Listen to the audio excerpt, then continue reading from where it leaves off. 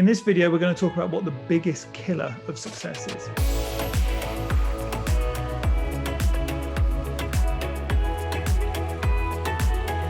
So I think that when it comes to business, particularly, one of the biggest killers of success is, it's a phrase, drinking your own Kool-Aid, but I think you kind of all believe your own hype. It's the same sort of thing.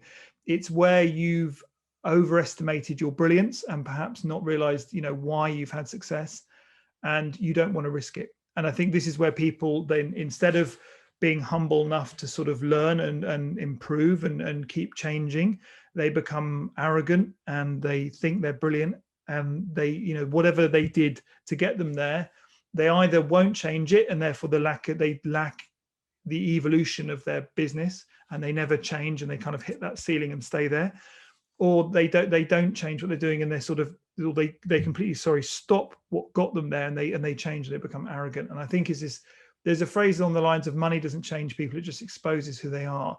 And I think there's this thing of, whenever you're in business, it's always great to be surrounded by great people, particularly people who aren't yes men and who won't just puff you up and make you believe your own smoke.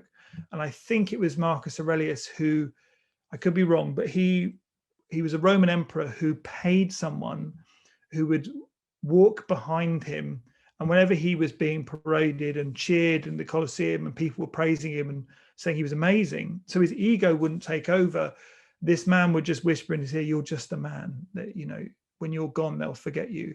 And you don't need to go to the extremes of paying someone to sort of undermine your confidence. You just have to keep perspective. And I think being objective about kind of what you're doing well and what worked and what didn't work and who you're working with, and being honest about where the talent is always a good way of staying grounded. The two things I would say is also, it's kind of, if you win a pitch, you celebrate. If you lose a pitch, you commiserate, and then you work out what you did wrong. I worked at an agency years ago, and this guy was telling me that when they won a pitch, they didn't celebrate straight away. They analyzed what they did right so that they could apply that to their next pitch. Then they went and celebrated. And it was this mindset of like, let's not get too carried away. Let's work out what went right.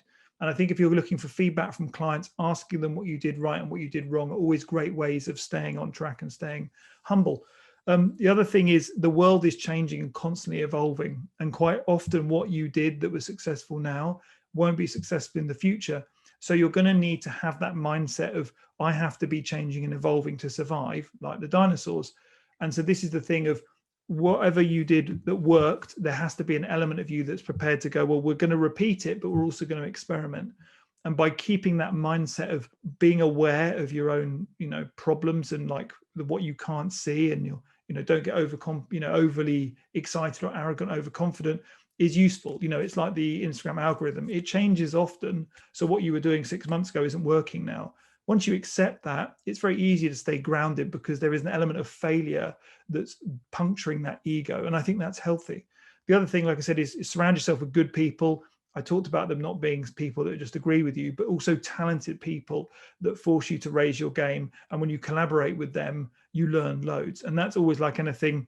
If you look at Sir Alex Ferguson, when he was coaching Manchester United, quite often he would be changing his coaches every few years, because they would come in with a renewed energy and enthusiasm and different styles of training. And that would keep the players interested and on their toes, rather than getting stale and bored and not delegating control and kind of just running out of steam, unfortunately, a bit like Arsene Wenger at Arsenal. So like I said, the key is to remain humble by understanding that this is just temporary and it's going to go away. But if you want a chance at maintaining the success, you have to have a kind of curious and realistic mind that is looking to evolve and adapt to the future.